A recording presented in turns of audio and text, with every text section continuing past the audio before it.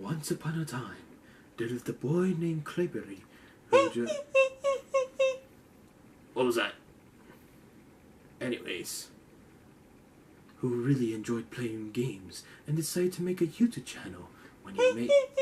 Okay, who's making the sound? Hey, how you doing there? My name's Officer Narwhal. I was just wondering, when are you gonna get to the part about the narwhals? That's later on. Oh, that's later on? You're gonna let me know, right? Yeah. Okay, cool. Okay, great. Alright, bye. Anyways... When Clayberry made his channel, the boy was new to the industry. Many times that he has made videos, but went through serious situations. Even so, at the very end, he continued on and gave everything he got, tumbling to his own defeat. But he was not persistent, as surprising fact that the boy continued on his legacy.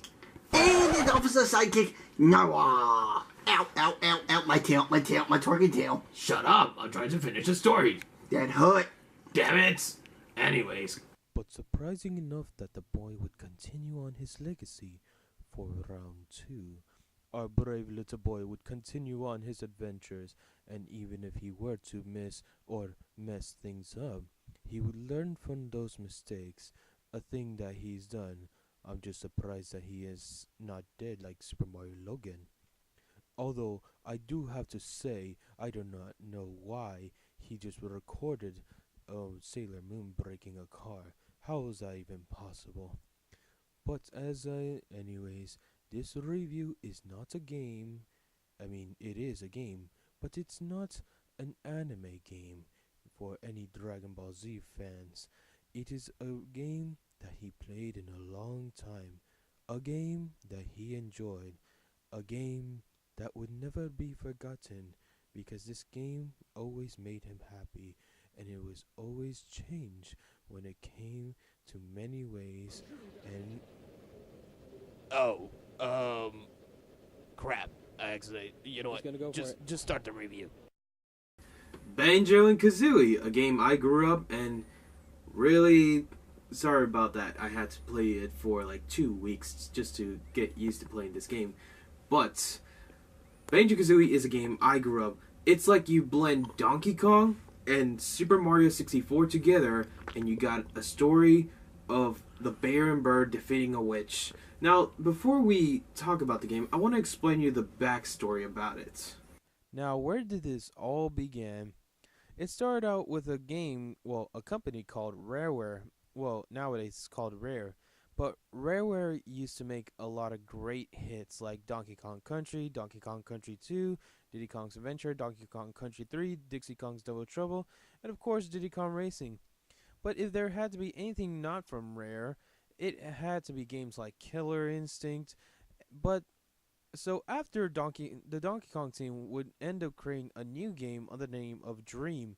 Dream was originally meant to be a RPG game similar to JRPG games that we have. You would have played as a boy named Edison who would have faced against Captain Black-Eye. This was actually the main villain. But since it was at the end of the Super Nintendo, they moved it on to the Nintendo 64.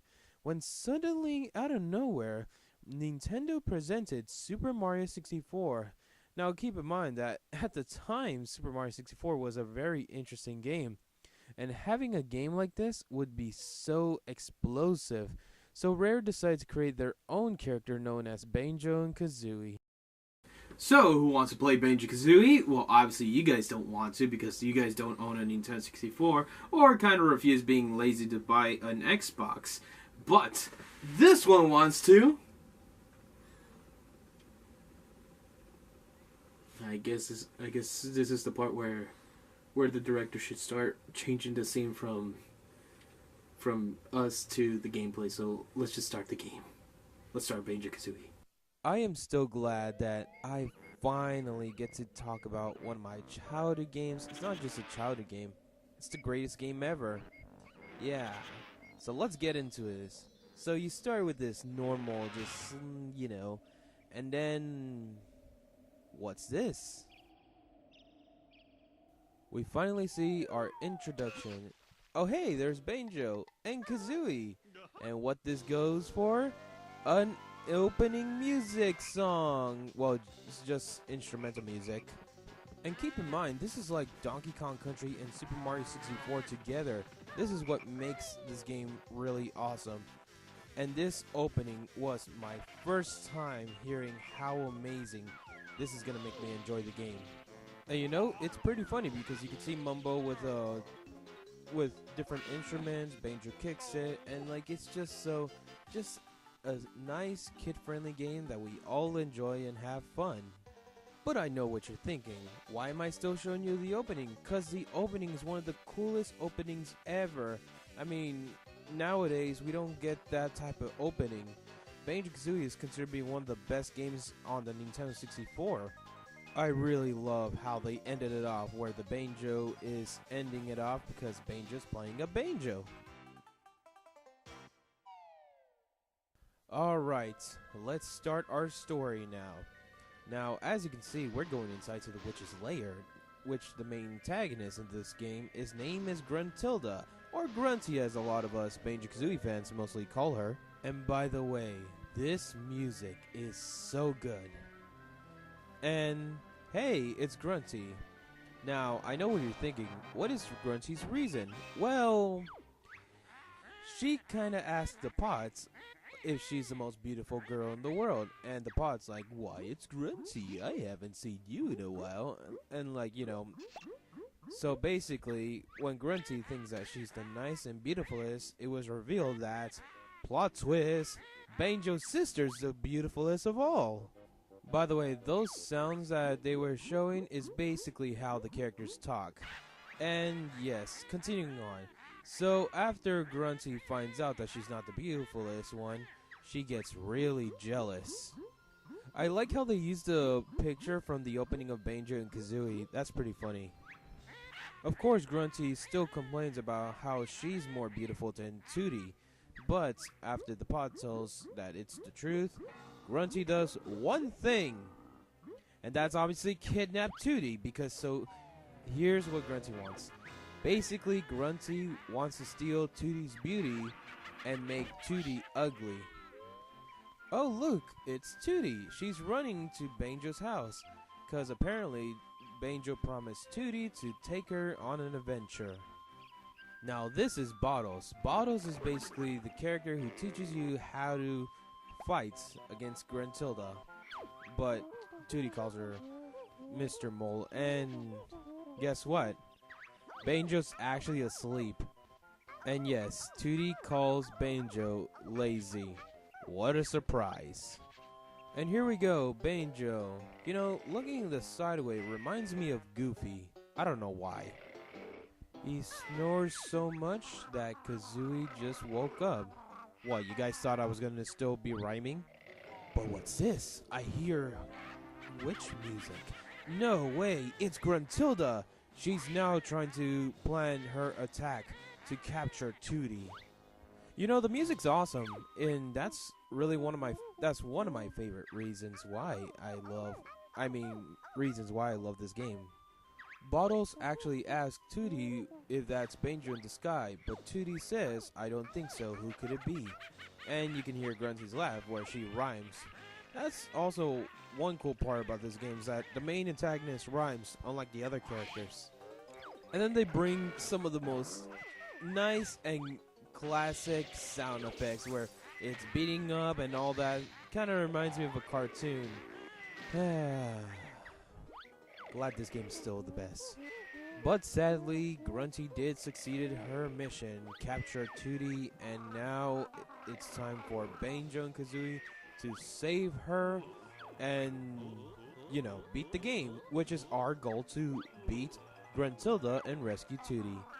I wonder if Kazooie's okay, because it looked like Kazooie did a facepalm on the floor and Grunty's laugh is still there. And here we go. We start with Spyro Mountain. Now this is kind of like before you go to the witch's lair. But you get to talk to Bottles, which Bottles explains what just happened. Just to let you all know, Banjo is a nice and friendly character, while Kazooie is the sarcastic character, and also kind of like, you know, she kind of, you know, trash talks characters like Bottles. And yes, Bottles called Kazooie strange, which is the reason why Kazooie trash talked Bottles. Most times, Kazooie calls him Goggle Boy, or that's about it, just Goggle Boy. What's pretty cool is that if you hold the A button on the 64 controller, you can actually make them speak much faster, which is pretty funny. So yes, this is the part where Bottles actually tells you that it's very dangerous to go to the witch's lair, that you're not ready, that you need to learn the ability. So it gives you the option, press A to learn, or B, just you already know how it works. So since I've played this game a lot when I was a kid, I don't really need any assistance from Bottles at the very beginning. So once you reach to the top of Spiral Mountain, right before you head to the witch's lair, Bottles will mention you about how he'll be there and you'll have to learn new abilities, which is very helpful for the game. And also he asks for you to, if you're ready, and tells you how the game works and all that, because you know, he's basically a tutorial teacher. What's very interesting is that every place you go in any area in Banjo Kazooie, the music changes.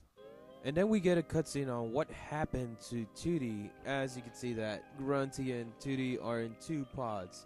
You know, this kind of reminds me a lot of that movie. What's it called? Oh yeah, The Fly. So yeah, basically Grunty is doing what she wants. I mean, if I were her, I should have done it by now, but she's gonna wait till Banjo. She wants to see what Banjo can do. So basically, yeah, this is gonna be well, to be fair, this is a really huge game on a 64 game.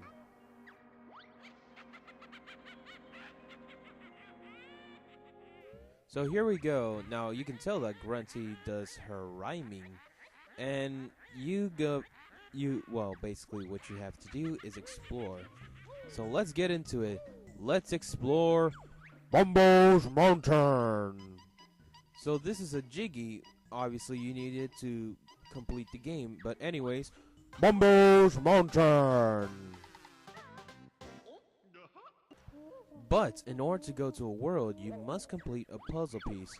Bottles will explain it. Yes, I know I should be saying Mumbo's Mountain and that how the promo VHS had said it, but you know what? I'm just gonna let it relax and have fun. But funny story is that Grunty will say that's easy, but other ones will be much harder. So this is where the real fun about this game comes in. So yes, before you start a world, every music changes. But when you go in, this is where how awesome and great the game's going to be. So I kind of want to point this out, but you have to collect 100 notes. I mean, it's the only way, but you could actually try to get past how many notes you got that Grunty sealed the doors. Yes, this is a thing that you have to do. But what's cool about it is that Bottle says that he has a few moves to teach you. And other than that, let's talk about Mumbo's Mountain. By the way, I got a Jinjo, so collect 5 of these and we get a puzzle piece. Now keep in mind that I will be talking about every world and most of the favorite parts about this, because this is what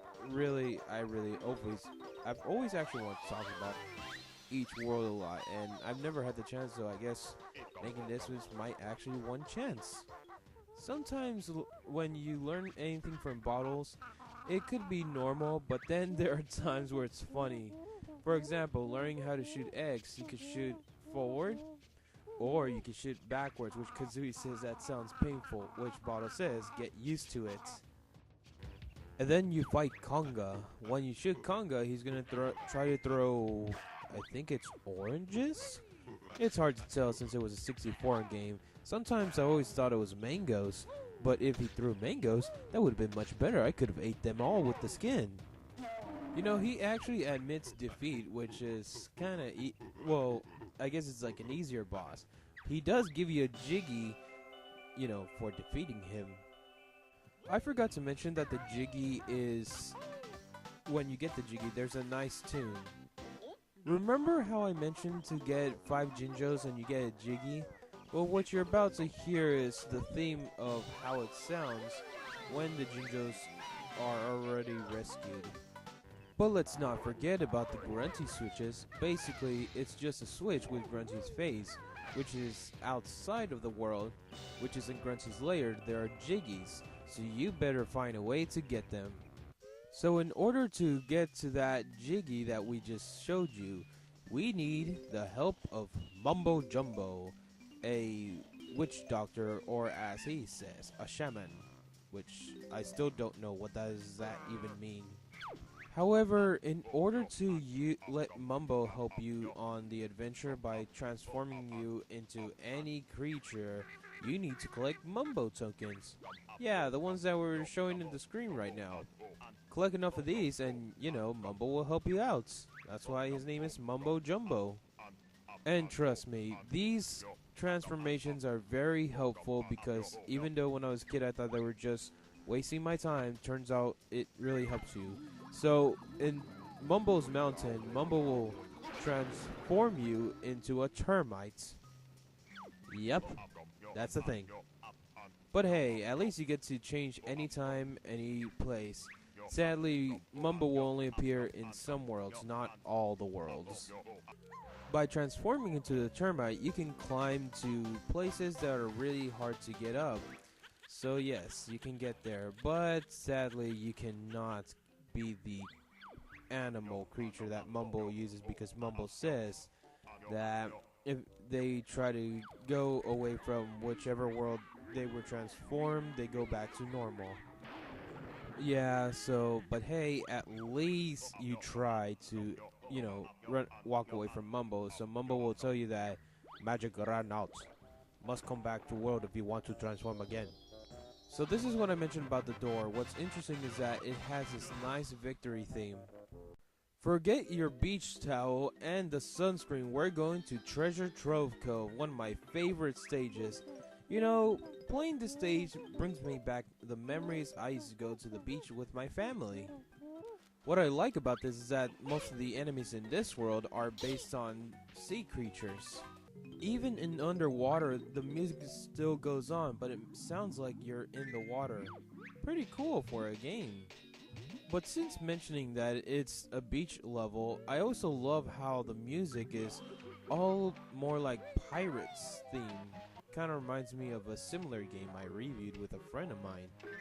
If you thought this was cool, then check out this character. He burps so much. I'm not gonna say the name, so yeah, I just want you guys to try to, once you get used to the game, you guys can figure that one out.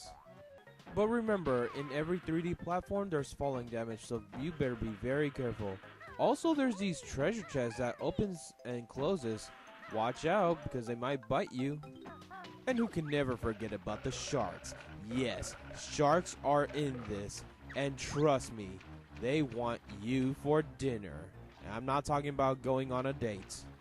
And I'm talking about the all-you-can-eat buffet. Yeah, if you thought that was crazy, I mean, I'm surprised they have the Jaws music. Well, Banjo Kazooie edition. Then you got this bucket. Apparently you have to give it 2 eggs. I don't know what's the deal, but I gotta remind myself that whenever I go to the ocean, get 2 chicken eggs so I can put it in the bucket and make sure to use it for, I don't know, like what? Like build a castle? A sand castle? Then you got this area. Now, to be fair, we will be talking about this later on, so in a moment, let's move on to the next scene. So, I found a Jiggy in this treasure chest, and once I got it, the jingle, but out of nowhere, Grunty starts talking about that it's hers. Well, guess what, Grunty? Finders keepers, losers weepers. Then she talks about how the game's gonna get harder, even though we're gonna beat it 100%. And here we have Treasure Trove Cove's first boss, a hermit crab. And I know what you're thinking, how is it a boss? Well, basically, Kazooie becomes really sarcastic on it, and then, it becomes a huge fight. But why does his voice sound a lot like Klungo's voice?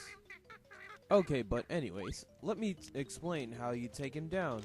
First, after he tries to attack you with his clippers, aim for the eyes with Kazooie's pecker air, whatever it's called. So you can only do it 3 times, which is very easy. What I'm very surprised is what's inside his shell. So inside there's a Jiggy, and somehow when I grabbed it, apparently you can still take damage. Weird. However, if you go really high, it gets all quiet, and it's pretty cool because it's like you're going somewhere like on top of the mountain where it's the ocean. Other than the complete Jiggy thing, you can actually look up, well, more like going to first person view, and if you look down, it looks like you've succeeded on going to the highest place ever. At least it's something that I've really enjoyed a lot. I'm surprised that where I was is in the lighthouse. If you thought things were weird, this rusty world is known as Clanker's Cavern. A pretty nice and a really well done stage with great music. What's interesting is that some of these enemies are now slime monsters. You can take them down really easily, but moving on. You know, I don't understand why people complain that this is really scary. I mean, what's so scary about a metal shark opening its mouth and talking to you? You know, yeah, that's the thing I don't understand. Maybe if someone knows the reason why, just explain it to me. But the music still changes, much like what happened in Treasure Trove Cove. For example, I went to this hole and it has this weird, creepy music. Just really weird. In this part, you have to go pass through a key to make the chain much larger, so that way that shark known as Clanker would be able to breathe in air. At least the good thing about this part is basically you get a Jiggy after doing this, but the bad part is you gotta go back up.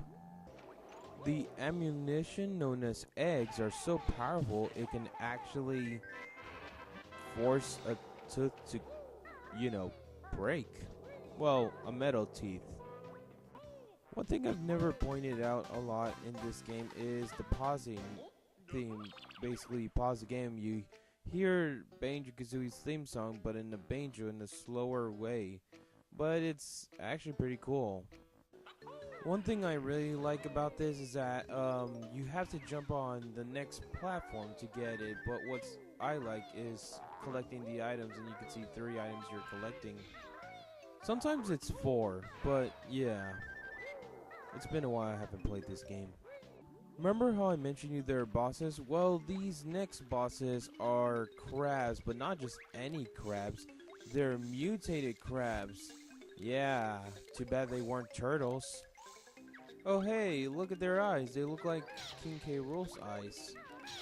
Obviously that these bosses are really easy to kill. All you have to do is just, jump and press the Z button, which is a big Kazooie stomp. I think that's what it's called. Of course, there are other ways to take them down, but I mostly recommend using the A button and the Z button. You know, when I was a kid, I always thought that they ate a snake and then started sounding like snakes. If you want to talk anything about creepy, look at Clanker's inside. Yeah. So basically, there's metal pieces, but you could also see, pieces of meat. So I guess this was once a giant shark, but now it's a robotic shark. And it gets weirder and creepier. But somehow there's a lot of blades. In this one, you have to get to learn how to use golden feathers. Yes, this is the thing. And it's just weird walking inside of a shark. I mean, would you actually walk inside of a shark? And you can actually hear the metal piece hitting Banjo and Kazooie. Oh. Yeah, let's just move on to the next world and, To be fair, Mumbo's Mountain, Treasure Trove Cove, and Clanker's Cavern were the very beginnings of this game when I got it. So, yeah, it was a really great idea making a level where you're exploring around mountains, exploring around the beach where you don't need a sun, You don't need sunscreen nor a towel to go in that level. Or go somewhere where it's just so... I think it's sewers or something like that? But anyways, it's rare. So let's continue on talking about the games. Alright, before we head to the next world, I just want to point out that there exists Grunty's sister known as Brentilda, and she will help you defeat Grunty. Alright, now time to talk about Bubble Goop Swamp. Think of this as the jungles, and oh boy, it has some jungle animal music. Then you see these crocodiles, golden crocodiles, so what you want to do is shoot an egg and they'll eat it. But then they'll disappear and another one comes that says they want to, try out the egg. I mean, do crocodiles even eat eggs? But who could never forget about Kazooie's boots? Now this is really funny because it has this nice and goofy song that will make me never forget about this game. Then somehow there's a switch that has a picture of a Jiggy. Once I activate that, I have to get the Jiggy, but there's a time limit. If you screw this up, you'll end up losing. Now, don't get me wrong about this, but in Banjo Kazooie, eggs have layers. Because this is actually a Jiggy piece, but, you gotta break it multiple times. This is actually the first stage that includes piranhas, so basically we cannot get into water unless we have boots. Yeah, that's a thing. And then we have these yellow frogs who thinks that we are a threat because we just got into their spots. Yeah, it's really easy to take them down. This kind of reminds me of Donkey Kong Country 2 now that looking at this stage. Yeah, I don't know why. I guess Donkey Kong came out of my head. I mean, I gotta be honest about this, but every world in this game is amazing and so good. Oh hey, look, it's the crocodile that we fed, but it has different colors, so it's another crocodile. So yeah, there's so many crocodiles around here. Oh hey, Mumbo, how's it going? What you gonna transform us into? Oh, a crocodile. Well, that's very useful. Now we don't have to get bitten by the piranhas. Sometimes I wish I was a crocodile. I had to point that out. Ha! Take that, piranhas. We are now piranha-proof. Fun fact, I'm a huge fan of crocodiles, so yeah, crocodiles, alligators, I'm a fan of those two reptiles. Here's a minigame where we have to eat red yumblies, and it's us versus Mr. Vile, and no, I'm not talking about Mega Man X. Obviously, I explained that, but it gets really harder at the final one. Then there's a point where you have to eat what's on top. So basically, whatever it is, either a yellow, whatever snake it is, and a red yumbler.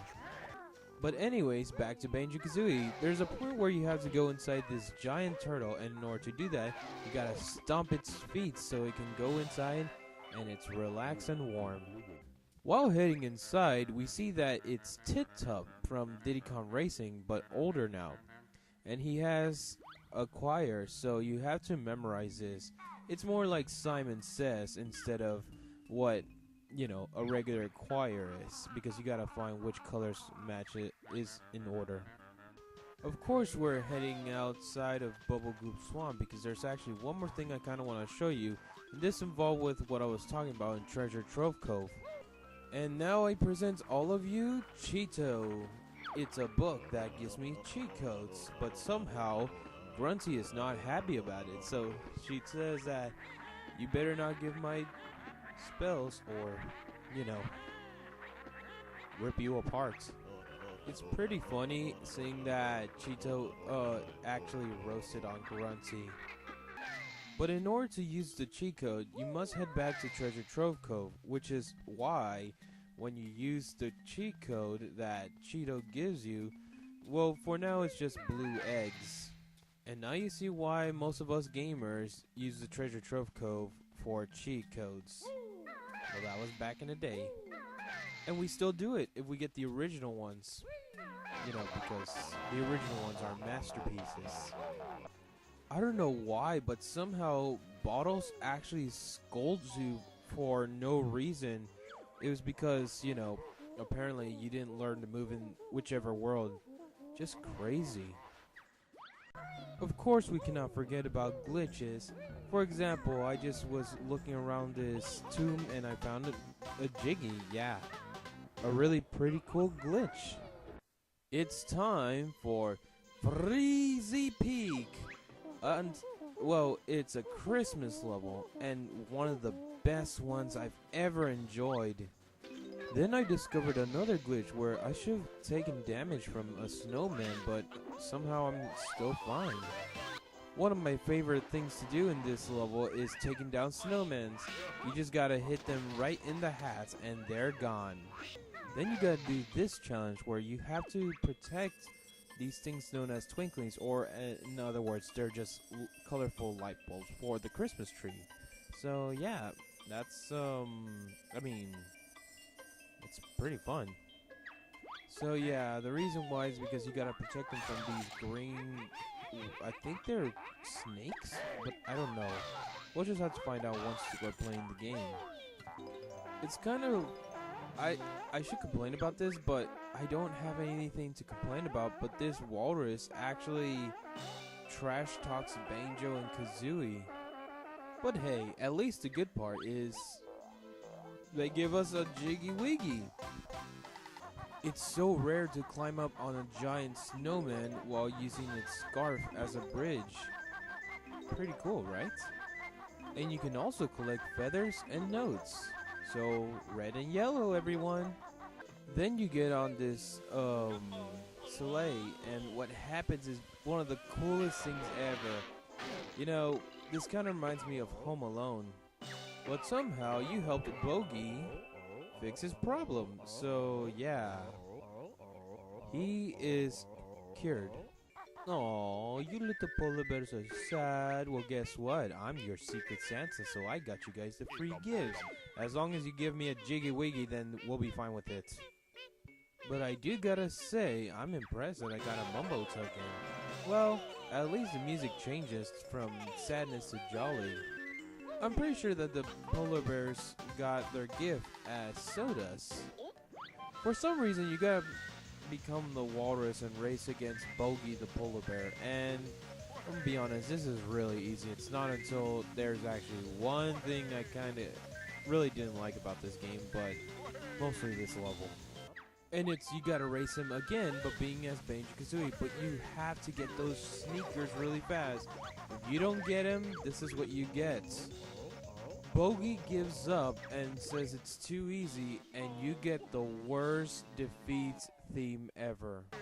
But in order to beat him, you must go through the red flags. If you don't miss it, you will be fine. But if you do miss it, then it's a problem. The one thing I struggle a lot is whenever I try to beat him, he's always says that I win, like making look like you lose. But if you thought that was really annoying, then you're about to hear what I'm going to say. The one thing I hate about this level is water. Water damages you, but also slows you on this race. And yes, you know what? Let's just continue on to the next world.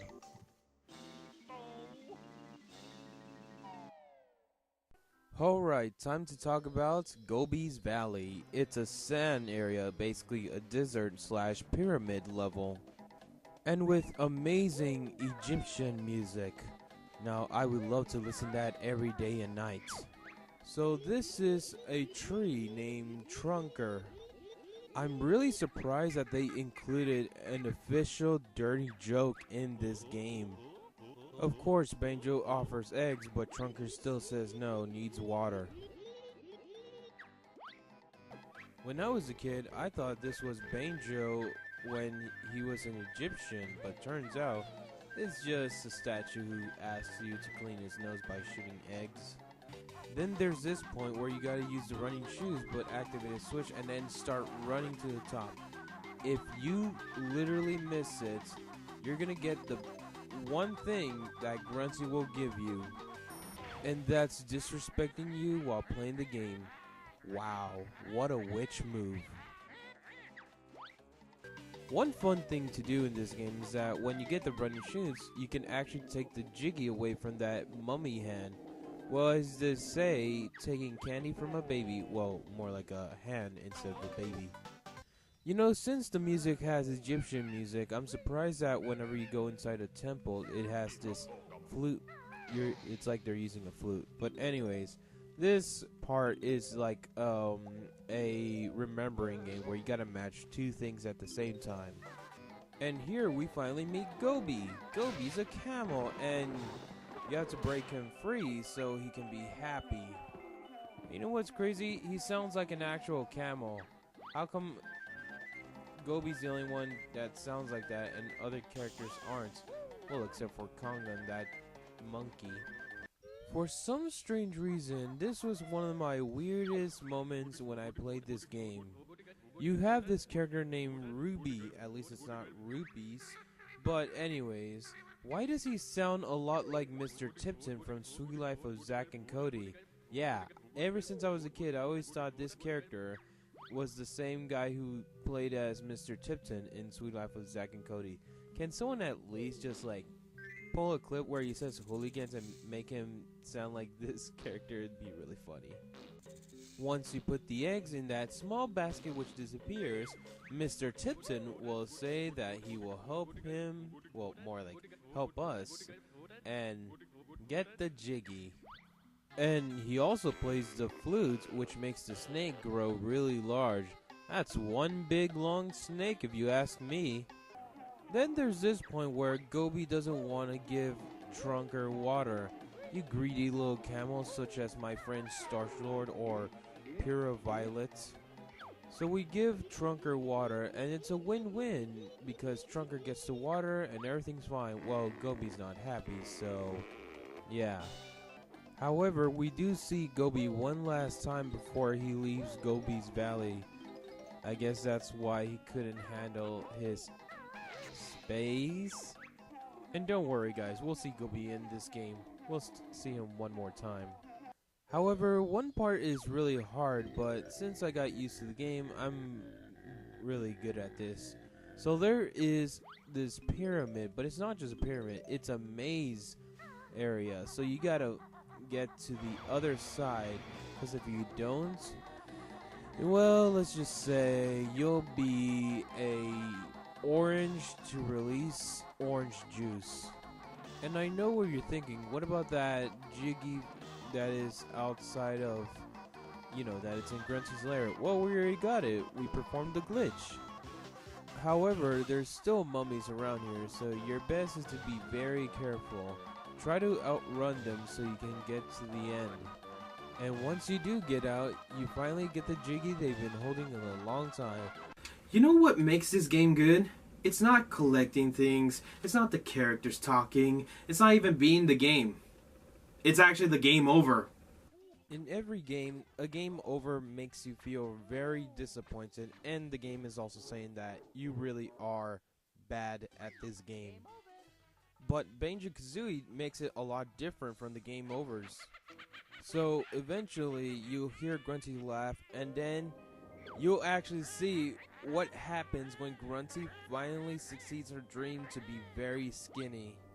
So basically Klungo activates a switch, makes it work, you hear the electric sound, and then once it finishes, it is, well, it's kind of like the best game over I've ever seen in my entire life. I remember when I was a kid, every time I saved the game, I would always turn it off to not watch the scene. I guess because I was scared of this scene when seeing what you're about to see. And yes, that is Grunty. She has finally become very skinny. But the one thing that makes me laugh so hard is that Mumbo comes out of nowhere and he's like, "Would you like to go on a date with me?" Oh, and you're wondering what happened to Tootie. Well, Tootie became the most ugliest thing in this game, and that's how you do the game over, which is really cool. But there was actually something else I wanted to talk about. Secret select file animations. So this is a select file, a regular one. And you can see that Banjo wakes up with Kazooie as well. However, it's a lot different from this one. So the bed throws Banjo off the window and you hear a cat screaming. Now keep in mind, I have to keep on moving to the next save file, so the second one basically spins around Banjo like a mystery theme. And the last save file is my favorite because it's Banjo playing a Game Boy, but out of nowhere the chair launches him. However, when you finally beat the game and you try to save and quit and get that game over cutscene, it doesn't work, so it only works before you take down Gruntilda. Well, at least they're playing the music and they still have Gruntilda's laugh. At least that's the end of the game over. You know, making a level based around the swamp levels in like Bubble Goop Swamp is a very interesting. Ever since I was a kid, I've always wanted to know what it was like to go around the swamp. Just be very careful with the piranhas. And then there's Freezy Peak. That was very interesting because I love the fact that whenever you fight those snowmans, you can charge and hit their hats and they just disappear. Or basically turn into snow. But yeah, a Christmas level was the perfect timing for that. And then there was Gobi's Valley. You know, ever since I was a kid, I've always wanted to go to Egypt. I don't know if I should go there, but I feel like playing Gobi's Valley makes me feel like I go to Egypt. So, let's continue on talking about this game. It's spooky! It's time for Mad Monster Mansion! A pretty cool idea of a Halloween level. Mad Monster Mansion has got to be one of my favorite Halloween levels. Well, I guess it's the only one because I really enjoy it more than any other game. If you thought Nightmare Before Christmas was a really good movie, Banjo Kazooie outsmarted that movie. There's a lot of interesting things in this level. For example, the maze level. If you go through here, you could see that there's a maze and the camera goes really up so they can know where you are. Of course, since this is a Halloween level, Grunty is here talking about something that is, of course, her rhyming ways. Remember when I mentioned about the slime monsters? Well, they're back here, but instead of being slime, they're just skeletons. I guess this is the Banjo Kazooie version of dried bones. You know what's really cool about this? We have to go to the basement for one reason. You're about to see another enemy, and this is in fact a ghost. You know, everything about this makes you feel like one of those 1950s horror films. You get what I mean, right guys? Then once we go inside this house, we see this giant area. Now, the only way to do this, you have to jump on that glass, and you have to spell your name. And I'm really telling you guys this, but if you actually don't finish this when time runs out, you actually lose a life, and it happened to me so many times. What makes it harder is that ghost appeared, and you better stay away from that ghost because that thing will give you damage. Once you finish, the purple ghost goes away, and of course you get your Jiggy. I like how when you stand on it, it disappears and you fall down and you get the Jiggy Wiggy. But who could forget the most horrifying thing in Halloween? Bees! For some reason, this area is, what else? A giant church, and you have to follow what the hand does. So think of it as Simon Says. But if you all don't know what Simon Says, let me go the easier way. Just think of it about the Fortnite challenge on the piano. At least the glove makes it simple and easy. Wherever he touches is blue. When you use Kazooie's bird stomp AZ button, it's basically green. So that's a win-win. Once you finish this, you hear the music, and then the glove rewards you with, what else? A Jiggy Wiggy. You know, he sounds like a lighter version of that mummy hand we took from him, you know, the Jiggy Gobi's Valley. One of my favorite moments in Mad Monster Mansion are these pots. Now these pots, if you give them an egg, they'll grow plants, which is weird. But anyways, they'll say, "Thank you." It sounds like something different, but hey, they're plants. They only wanted to, well, they're pots who just wanted plants or flowers. And don't forget about the henchmen known as the gravestones of the cemetery.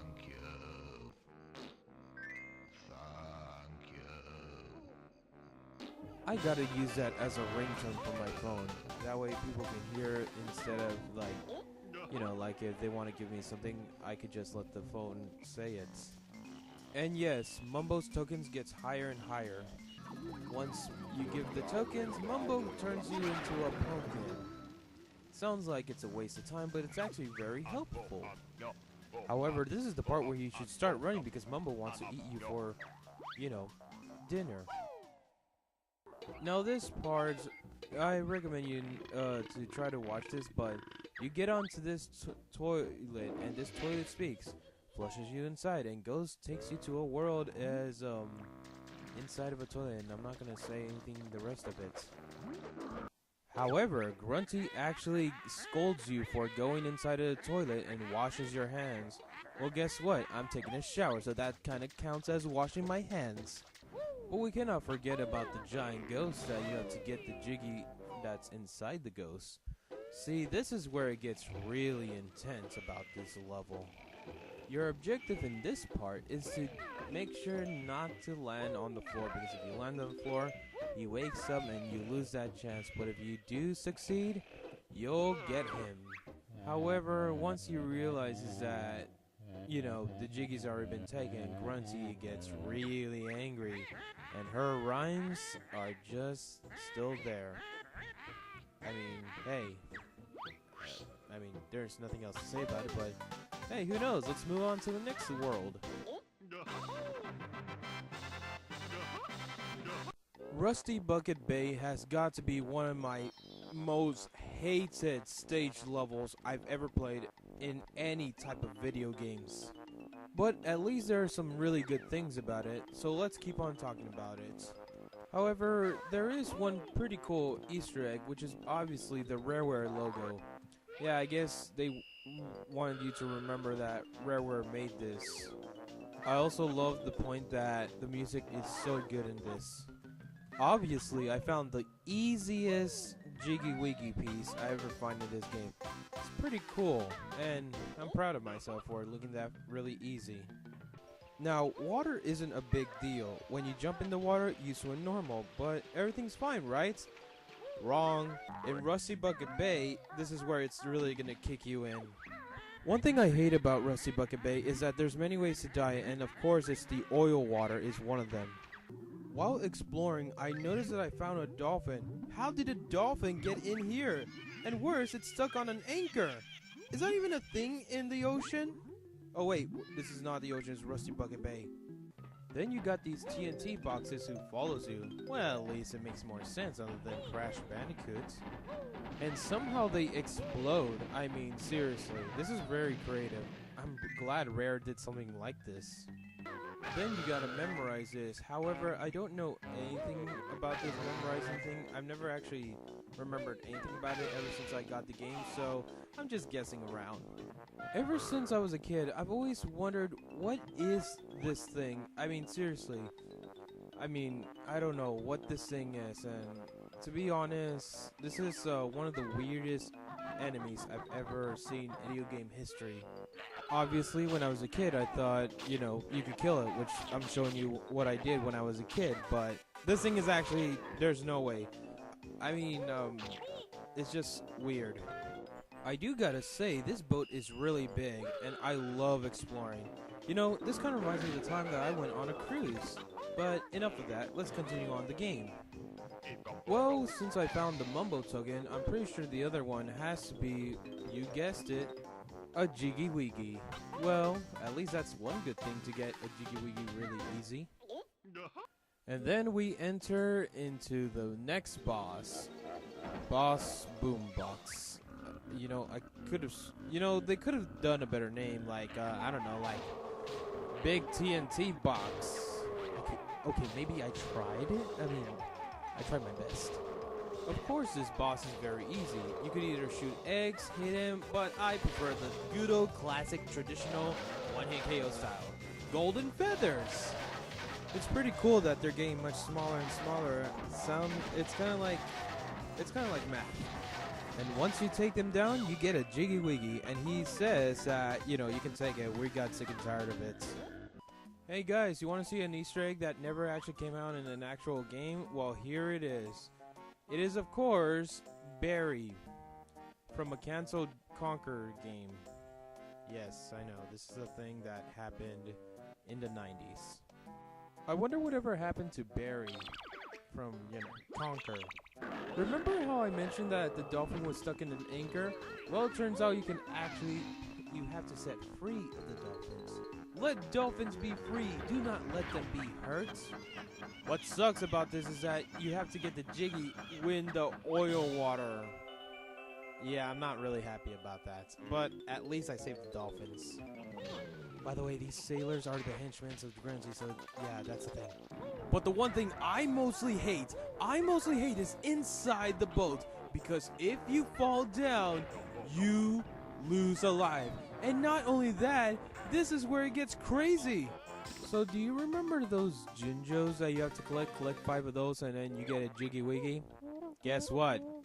I found out that if you lose alive, you have to collect every single one of them. That's what made me hate this level so much. And it gets even worse.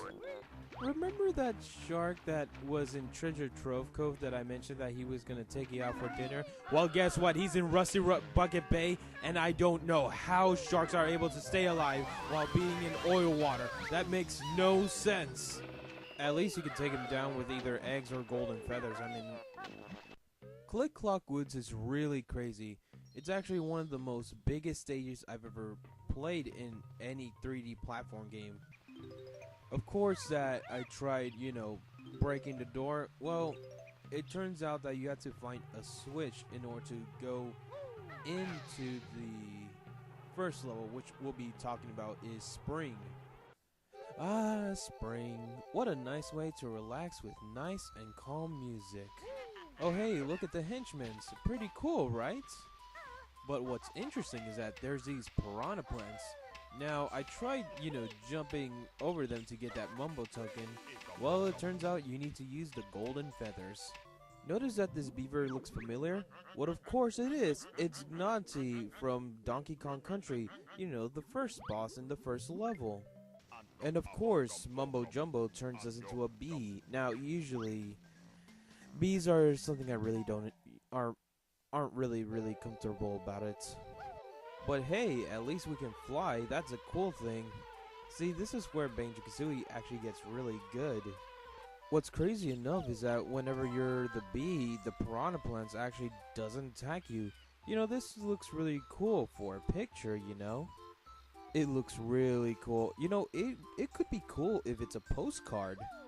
And I know what you're thinking. Does this egg have a Jiggy Wiggy where you have to break layers every single time? Actually, no. This turns out to be a baby bird, which actually is a baby eagle named Eerie. Oh, it's so adorable when it said Mama, although it should have been Dada, but no, I'll go with it. And you can see the Z and the Eerie is, sleeping. But hey, it's now time for the summertime. Now, once you get out, Eerie's gonna mention about how you need to feed him worms. This is a thing because this actually kind of does in real life with birds. Notice how the grass is a lot different? Well, to be honest, this level is based around the 4 seasons. However, the enemies here gets a lot stronger, so that's a thing that you must be warned about. I want to point this out, but the caliper tells you not to feed it to anyone, but you're gonna end up feeding it. But hey, since it's summertime, you can actually break this, giant block. And Guanti actually says he'll give you a reward. Sadly, you have to wait for the next season to do that one. And yes, I tried every time. To get up there, but I couldn't make it. Oh hey, look, it's Gobi. Hey, how's it going, pal? Obviously, we do the same thing what we did in Gobi's Valley. We get rid of the water that he's holding inside his body so we can feed it to the plants. I still don't know why Gobi is always greedy about this. By the way, the tour from Mumbo's Mountain is still here, so I'm surprised they're bringing back some of the old enemies from the first world or any other previous world. Now, this is a part I really like a lot. You have to fight these Zubas, or known as Wasps or Bees. Yes, this is a thing, and I love it because every time the music always is like, it's like one of those, like those Super Mario Bros. When time's about to run out and you have to go really fast. It's like that. You can easily take him down with the golden feathers, but sadly I ran out of it. So yeah, the only way to take him down is by using Kazooie's peck. Also, they go by order, which is a very useful thing. This kind of reminds me of the Mega Man games. And once you defeat them, they surrender, and of course they give you the Jiggy Wiggy. It's kind of funny because the Jiggy Wiggy is golden, you're in a honeycomb. And then you meet Nabbit, a squirrel. No, it's not Sandy from SpongeBob, so yeah, get that out of your mind. So apparently Nabbit is really fat, that Nabbit can actually fart like a person. And also Nabbit mentioned that, you know, it's gonna wait till winter. After that, it's time to feed Eerie. So Eerie eats it, and then Eerie becomes much bigger. Now, this is where we're gonna be heading all the way to fall. You know, because it's the next season after summer. And of course, Eerie goes to sleep. You know, I wish there existed a cool bird that we can keep as a pet that would not be like, you know, in the danger worlds. Now, what makes this part really hard is that Eerie says that you need to get 10 caterpillars this time. Seriously, I guess that's how birds are done. What makes it a lot different is that there's piles of feathers, and of course the Venus flytraps are much bigger now, so you gotta be very careful with them now. And yes, Guanti is here and saying that he's been waiting for us for a really long time. You could have helped us in summer, but oh well, I'll take the Jiggy anyway. I do have to say, the music is very jolly in this. It's pretty rare. Get it? So the plant is getting bigger, and of course we have to give Gobi, actually make him, give the water. And yes, this is where the plant finally grows into a beautiful flower. And also Gobi mentions about you'll never find him in a lava level. Well, I mean, there's no lava levels in this game. But this is the last time we'll be seeing Gobi and Banjo Kazooie. Also, in fall, the Zubas actually left. So yeah, this Zuba kind of explains what happened. And you know how we beat him. So I guess they went to another world. Hints out of a sequel. And of course, we have Nabbits. So Nabbit's looking for acorns because, you know, it's about to be winter and you gotta help the squirrel, you know, get it. Now these are the acorns. Look at them, they're so adorable. You know, this kind of reminds me. You know, I've always wondered, how come, I wonder if we can actually eat these in real life. Once you collect them, you give it to Nabbit, and of course, guess what you get? It's a Jiggy Wiggy. It's actually kind of worth doing this. And yes, Nabbit gets very happy about it. Actually, the Jiggy Wiggy actually lands right at us, so that's a pretty cool thing to do. And of course, we're giving Eerie 10 caterpillars. Well, Eerie's becoming a big bird. A really big bird. You know what I realized? You can't even see Eerie's eyes anymore. Maybe when it closes its mouth, but when you're giving the caterpillars. This is like the longest one I've ever done, but I have to say, once it's over, Eerie starts growing, and then Eerie of course says, I'm gonna go to sleep, because that's what it is. Eerie always mentions that about Big Bird. I wonder who that Big Bird is. Of course, we have to talk about winter, one of my favorite seasons. Well, one of them. What makes it very interesting is that it's snow. Yeah, they did it. They put snow. Wish they had snow where I live in. It's of course that you can get golden feathers. 'Tis the season to be jolly. Of course, I did try talking to Mumbo, but this beehive house is like Mumbo's on vacation. Get lost, you sore loser. It's a good thing I destroyed you so badly.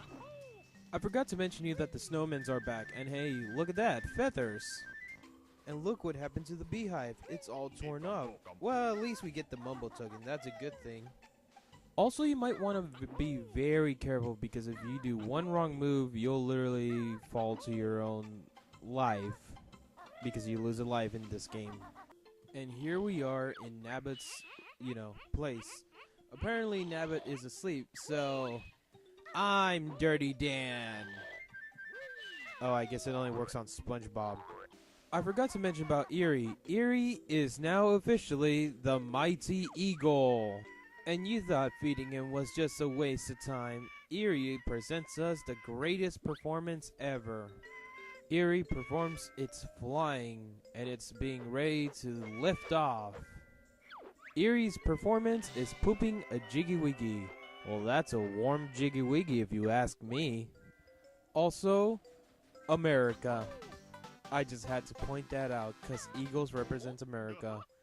As one of my friends says, sometimes when you hear the music, you can actually hear Christmas theme music. It's kind of rare to hear that. As a kid, usually I'm always scared of monsters, but Mad Monster Mansion never really scared me. It was a very fun and interesting spooky level. I mean, it's way better than Nightmare Before Christmas. Just pointing that out. But Rusty Bucket Bay was something I really hated. To this day, I still hate that level because it's a level where you could literally just lose, and then after finding out that you had to start all over collecting those Jinjos made me much more angrier. And then there's Click Clock Woods, which was a very fine and very interesting because you have spring, summer, fall, and winter. So you have the 4 seasons. And hey, it was really fun about it. So, I know what you're thinking. Before we show the gameplay, I just want to point that out that this is the part where I'm actually going to start rage quitting. So after beating Click Clock Woods, now it's time to face Grunty with a trivia. So think of it as your favorite trivia show where they answer questions, but in death and danger and risk your game. Oh, don't worry, Grunty's has your name on the line. She explains how the game works. Obviously, you answer the questions, you get it right, you continue on to the next pad, and then you answer that question. Then, but if you get it wrong, you will take damage. Yeah, this is a thing I am very curious to talk about ever since I was a kid. But our goal is to get 2D, so yeah, we have to solve all of Grunty's trivias. That also includes Brentilda. Brentilda was actually important because you need to know Grunty's secret diary. But there's one more thing I want to talk about, which is something I'll talk later on about it. So in the meantime, let's do Grunty's trivia quiz. But just a recap, Grunty will explain how it works to do the trivia, which is a very good thing, just in case if you had forgotten or skipped it. One cool thing about the trivia is that whenever you pick a selection, in other games it's usually 1, 2, 3 or ABC, but here they pick characters. Really actually nice to think about it. And that's an example of what you get wrong, so you take damage. Some trivias are very easy. For example, the music one, you gotta listen what it is, and then you gotta remember what it was. So Grunty gave me the easiest one, and guess what it is? That's right, it's the Golden Feathers. So I had to figure out what it'll be titled, but I still prefer calling it Golden Feathers. As I mentioned before, you need Brentilda to know about Grunty's secrets. Grunty will give you the trivia, and you have to remember. And I'm not just talking about once. I'm talking about asking Brentilda multiple times. There are times where you don't really want to know things about Grunty, but you're going to have to get used to it because this is how you're going to be able to beat the Grunty panel, which Grunty reveals some of her secrets. And if you can figure it out, she'll be like, "Hey, how did you know that?" "Ah, must have been my sister Brentilda." And then we have the skull panel. This is the reason why I hate this trivia, because there's a lot of things I have to complain about that skull panel. So how do I put this? The skull panel is basically a random question. It could be any question or any challenge, and it gets really difficult. Sometimes, if you get it right, you'll live, but if you lose, oh boy, say hello to the pit. And now, here's an example on what's gonna happen when you get it wrong.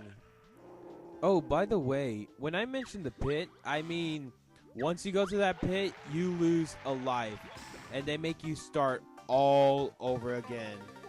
Well, at least it's a lot better than Rusty Bucket Bay. This happens every time, everywhere, every time when you go to the skull panel, and I am not kidding about that.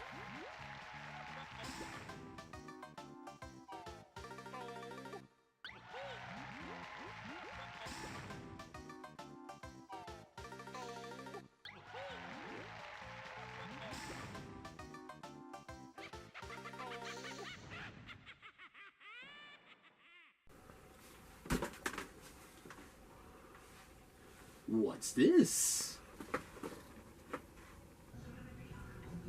Well, you're kind of considered to be a witch, since I don't have a Grunty amiibo.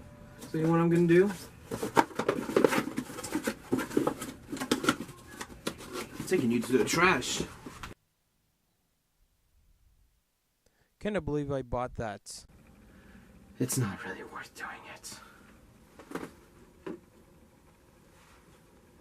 Luckily, I managed to beat the game, and of course, Grunty is sad that we already reached to her. Although, it took me multiple times because this game literally made me rage quit only the trivia quiz. I guess Grunty isn't gonna be that skinny. Well, obviously, fan arts did it.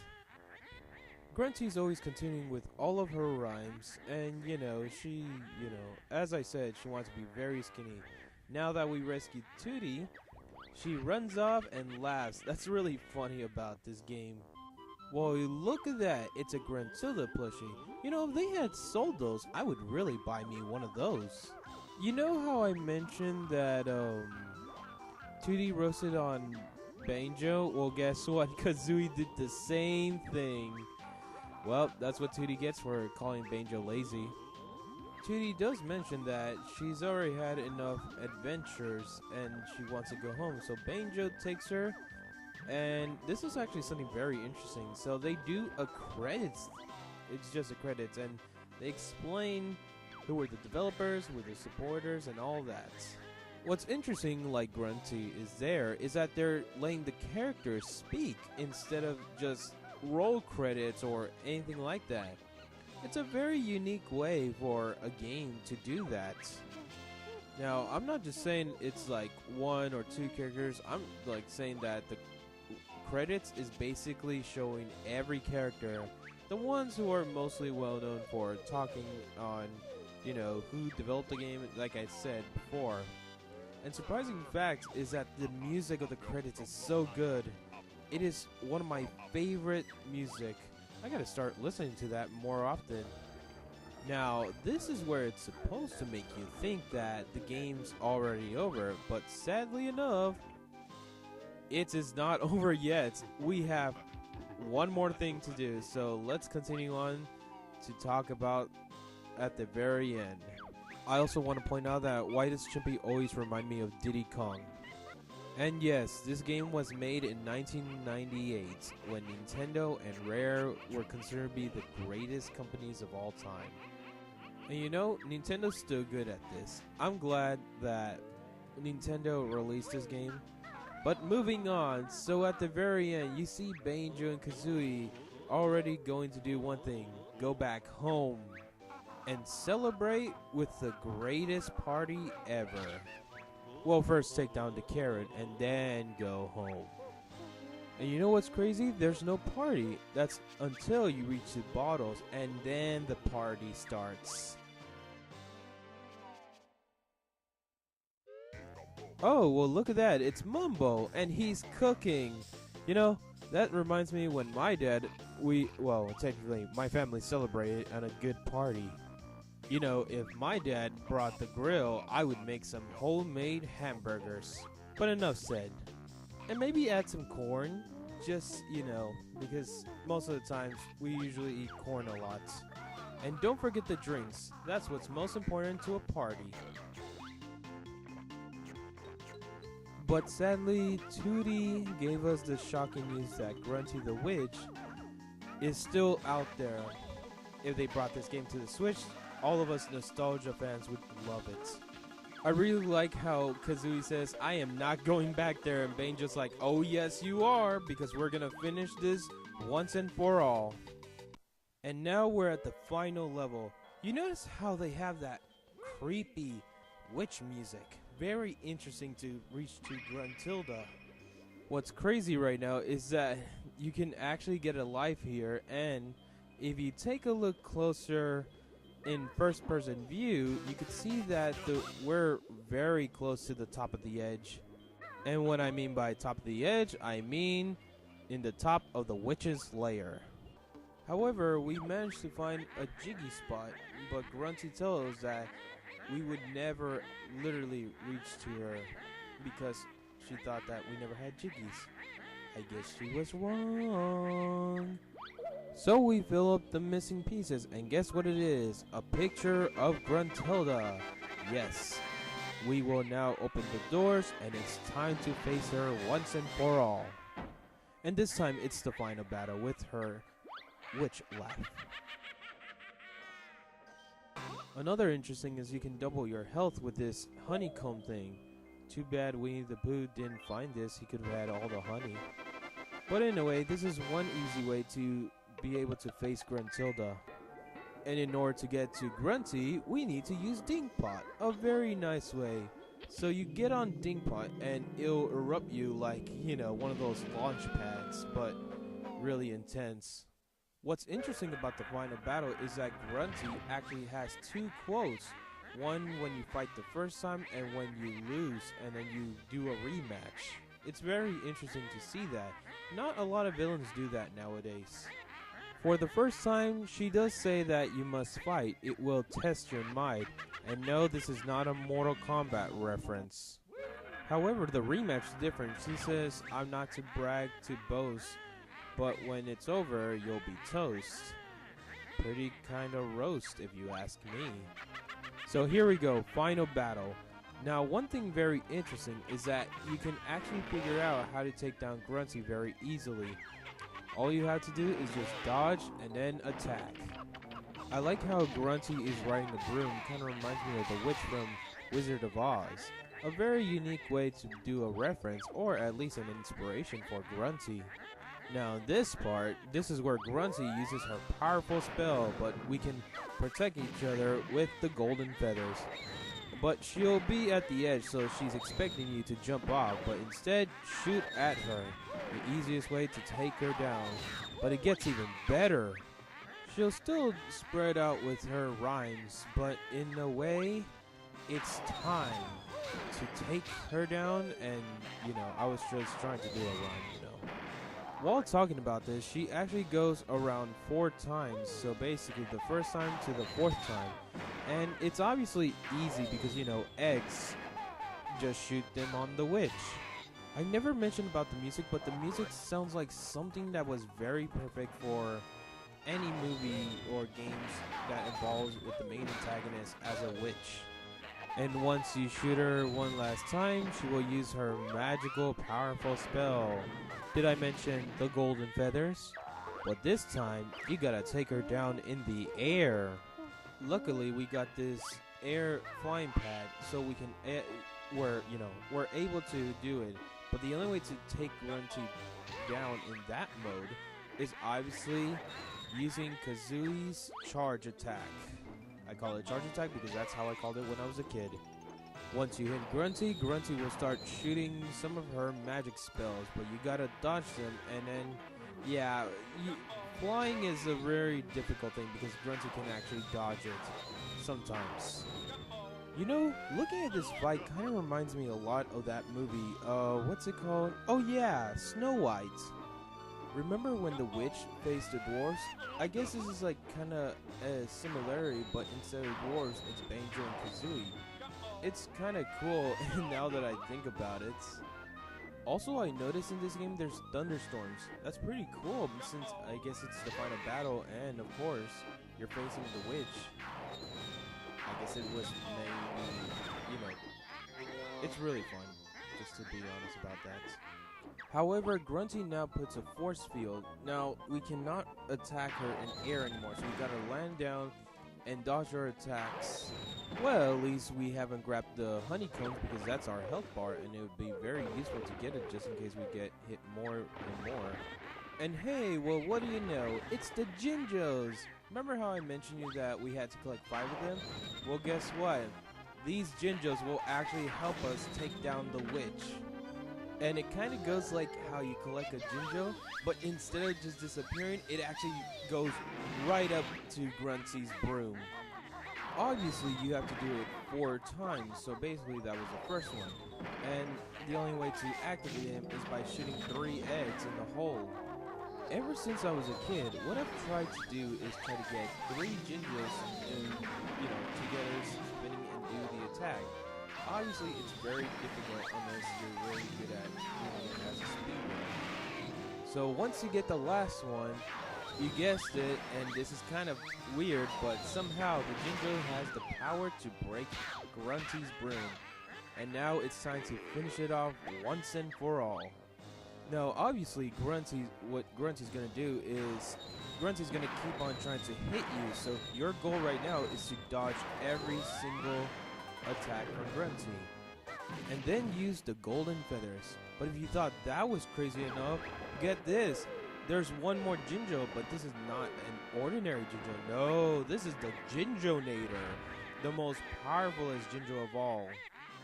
It's kind of like the Jinjos that we summoned, but this time you gotta get all 4 holes filled with eggs. And this is very difficult because Grunty will keep on shooting at you while throwing her spells, and it gets very intense. So yeah, dodge the attacks, golden feathers, then shoot the eggs in the Jinjonator. Sometimes Grunty doesn't do anything, so that's like your advantage on, beating this game. And yes, I'm glad that we're in the last one. Once you shoot it, it activates the Jinjonator. And the other 4 Jinjos give the Jinjonator power. This kind of reminds me when Rodan gave Godzilla power to take down the Mechagodzilla 2. And yes, Grunty is now scared of the Jinjonator. So this Jinjonator basically spins slowly and then it goes really fast and it starts hitting Grunty. But what's interesting is that every time it hits Grunty, the music goes and then it stops. And then it hits, music goes and stops. I'm just surprised that Grunty's actually this strong. That's very interesting. This is actually the part where the Jinjonator gets really faster. Also, the name Jinjonator kind of reminds me of the Terminator. Oh, and this is my favorite part. They play the siren sounds, but this is where the grand finale is, where they finally defeat Grunty. However, she throws a spell, but nothing really happens. Yeah. And look at that, it's Grunty falling to her doom. Hey, this actually makes more sense than that Snow White movie. Although I wish it wasn't Grunty, I wish it could have been Sora from Kingdom Hearts. Because, seriously, I'd rather have Grunty alive and have Sora buried with that giant rock. However, Grunty is not that strong enough to move the boulder. So she uses her powers to call Klungo. Yes, Klungo the assistant. Anyways, this is where it kind of ends of Grunty's side. Now let's move on to Banjo and Kazooie. What basically happened to them?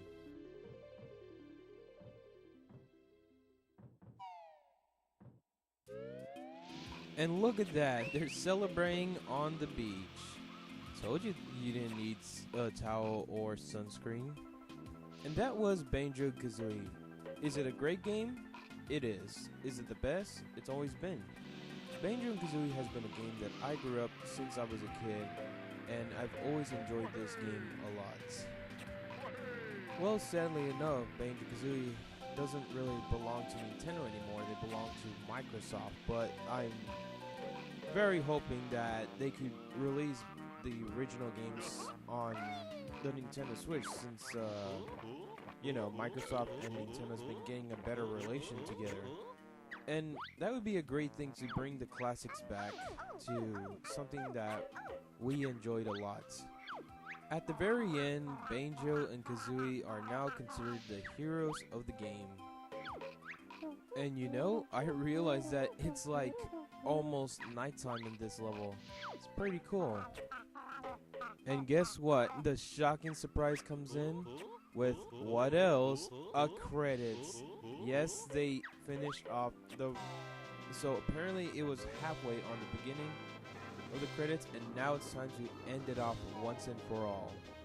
It's technically called a cast list, but as a kid I always called it a credits. I guess because that's how a lot of games are mostly done when they end the game. However, there is a secret technique, but it said it's mostly meant to use on the sequel, which is known as Banjo Tooie. And who else to explain it but Mumbo's gonna tell you guys how to do it. So Mumbo explains he got secret pictures for the sequel, which I've already said it's Banjo Tooie. But anyways, continuing on. So Mumbo explains that there are some things we miss. This is what is most people know it well, and this is in the game, the stop and swap. There was originally an idea where you could have swapped. Here's what the original idea was. You had the stop and swap. You change the game and then put the sequel Banjo Tooie. You could have gotten all of them really fast, but that idea got dropped eventually. So Mumbo asked if you had collected all 100 Jiggies, and obviously we did that, and yes. So this is a real... When I was a kid, I was shocked about this. One funny thing is that Kazooie did not like the name Banjo Tooie. She preferred calling it Banjo Kazooie Tooie, but Mumbo said, no, Banjo Tooie is better. Now, I could show you the stop and swap items, where to find them because it's in the game, but you know what, I'm just gonna let all you guys figure that one out on your own. So yeah, you're gonna have to beat the game if you want to know that. So after the stop and swap, Banjo asked Mumbo how do we get those items, but Mumbo says that he's not gonna tell them how, that they have to find out in Banjo Tooie. And yes, Banjo Tooie did made it, and it was a really great game, but sadly, I'll talk about that game some other time.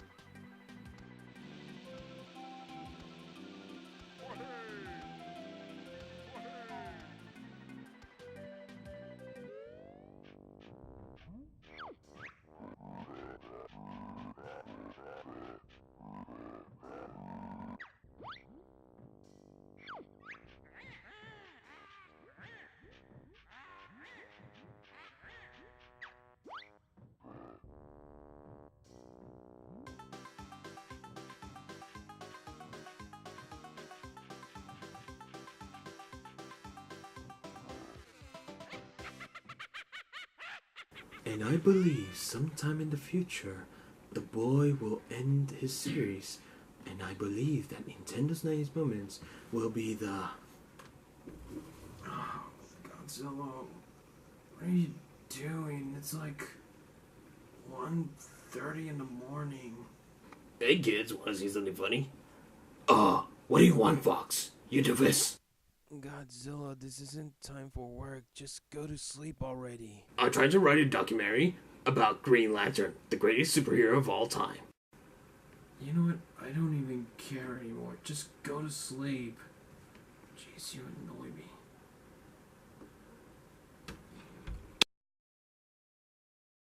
Oh yeah. Oh, I like that. Oh, that's good. Oh yeah.